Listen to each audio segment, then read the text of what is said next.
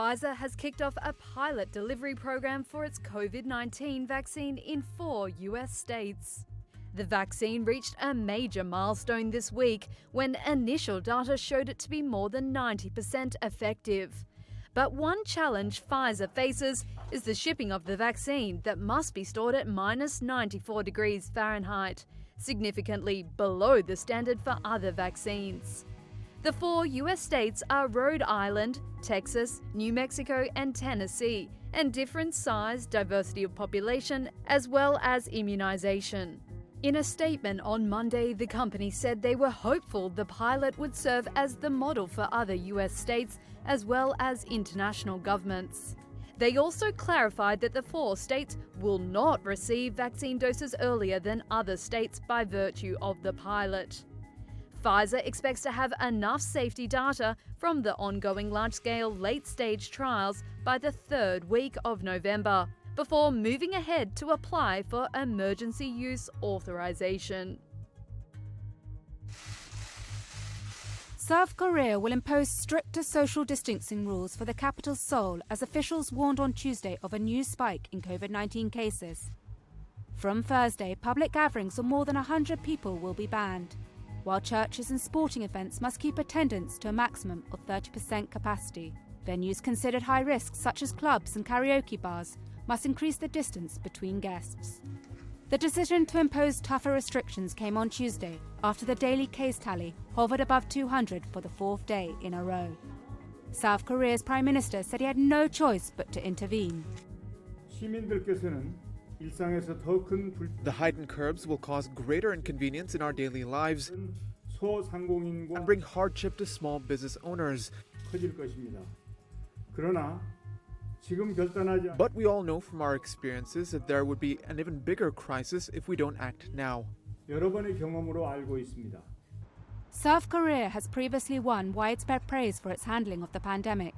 A combination of mass testing, track and trace, and social distancing measures has largely kept the virus at bay. So far, the country has recorded nearly 29,000 cases and 494 deaths. What do you see as the biggest threat to your transition right now, given President Trump's unprecedented attempt to obstruct and delay a smooth transfer of power? More people may die.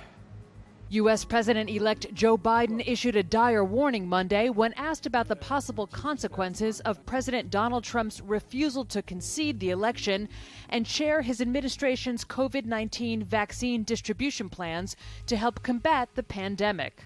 If we have to wait until January 20th to start that planning, it puts us behind over a month and a half.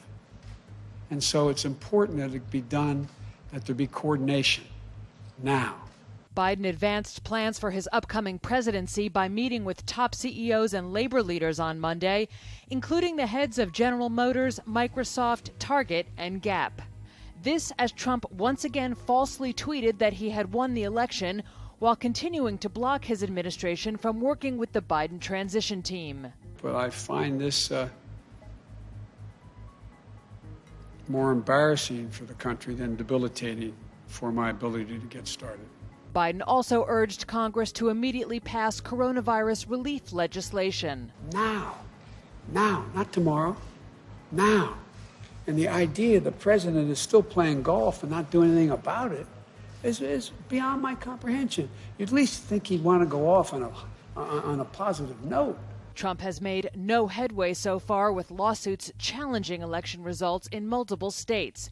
And in comments to the Global Security Forum that aired Monday, Trump's national security advisor, Robert O'Brien, broke from the Trump party line by saying he was prepared to ensure a smooth transition to Biden's team. Look, if the Biden-Harris ticket is determined to be the winner, and it's, obviously things look that way now, we'll have a very professional transition from the National Security Council. There's no question about it. Biden beat Trump by the same 306 to 232 margin in the Electoral College that prompted Trump to proclaim a landslide victory in 2016. Biden also won the national popular vote by at least 5.5 million votes. With just 2 months left in office, President Donald Trump asked senior advisors last week about potentially attacking Iran's main nuclear site before ultimately deciding against it. That's according to a U.S. official on Monday, who said the advisors, including Vice President Mike Pence and Secretary of State Mike Pompeo, persuaded Trump not to go ahead with a strike on Iran because of the risk of broader conflict.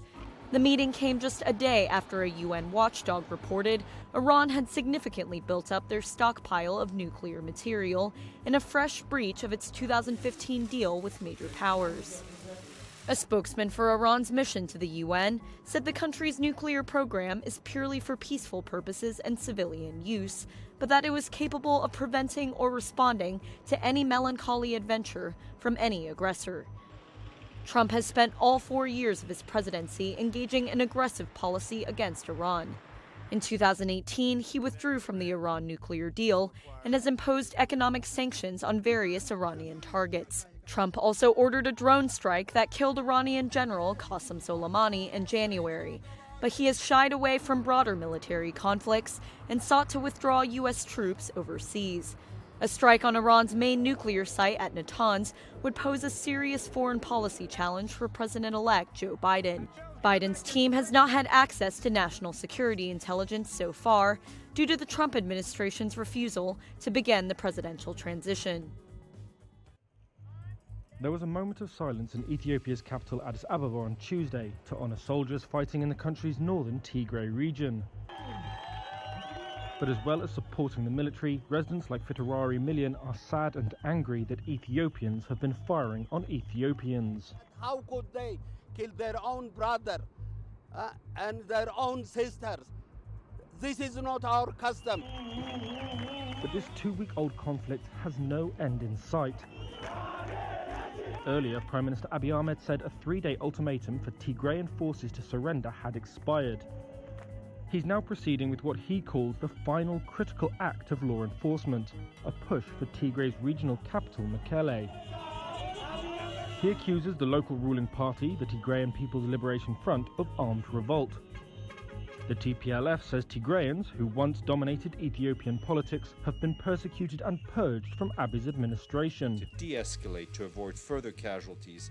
The United Nations and governments across Africa and Europe have urged Abiy to embrace talks, and even the Nobel Committee, which awarded Abiy a Peace Prize last year, has expressed concern in a rare comment on a past laureate's actions.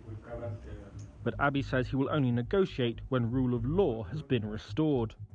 On Monday, Redwan Hussein, spokesman for the government's Tigray Crisis Task Force, said that won't take long.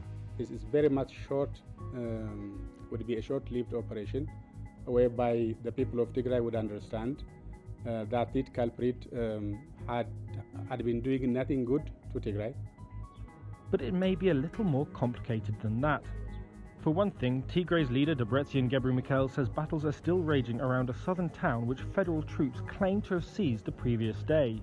With communications largely down and media barred, it's difficult to verify assertions made by either side.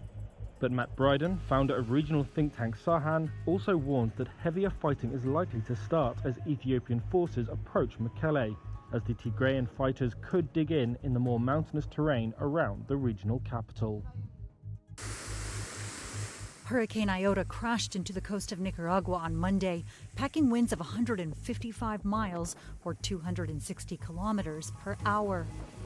The U.S. National Hurricane Center has downgraded its power from a Category 5 to a 4, but Iota is still expected to do some serious damage. The storm could raise sea levels by 20 feet or 6 meters above normal tides and dump as much as 30 inches, that's 76 centimeters of rain, as it barrels inland over the next few days.